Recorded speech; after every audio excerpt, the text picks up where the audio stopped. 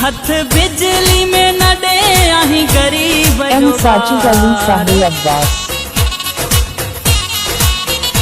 हथ बिजली में न दे आही गरीब जो बार पासो कर इन्नी सोने खाओ ते में करंड थी 11,000 पासो कर इन्नी सोने खाओ ते में करंड थी 11,000 हथ बिजली में न दे आही गरीब जो बार पासो कर इन्नी सोने खाओ ते में करंड थी 11,000 पासो कर इन्नी सोने खाओ ते में करंड थी 11,000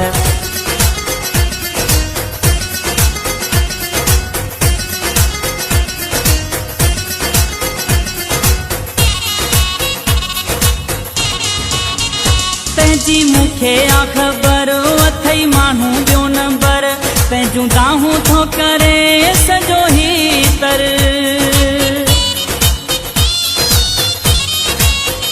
तंहिंजी मूंखे आ ख़बर अथई माण्हू ॿियो नंबर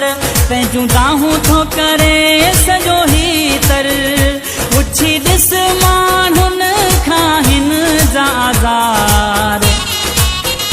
पुछी ॾिस माण्हुनि खां हिन जा आज़ार पासो कर इन्नी सोने खाओ ते में करंड थी 11,000 पासो कर इन्नी सोने खाओ ते में करंड थी 11,000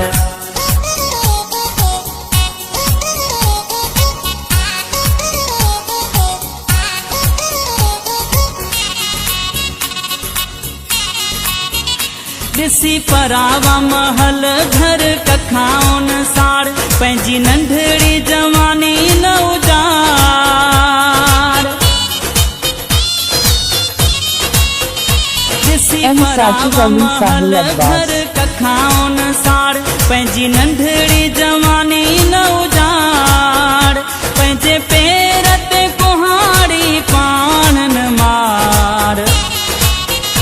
पंहिंजे पेर ते कुहाड़ी पाण न मार पासो कर इन्नी सोने खाओ ते में करंड थी 11,000 पासो कर इन्नी सोने खाओ ते में करंड थी 11,000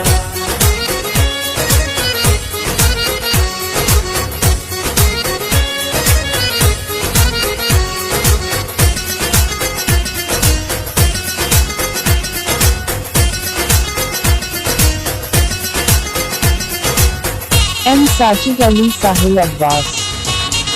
चवे खोसो गुल शेर हुन लाए तून मर नत छॾणो पवंदई बख़्शापुर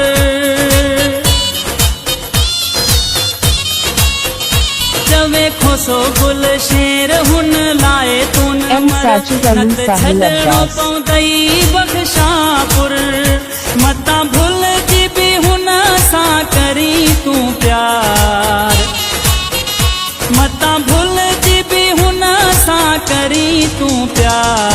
पासो कर इन्नी सोने खाओ ते में करंड थी 11,000 पासो कर इन्नी सोने खाओ ते में करंड थी 11,000 हथ बिजली में न दे आही गरीब जो बार पासो कर इन्नी सोने खाओ ते में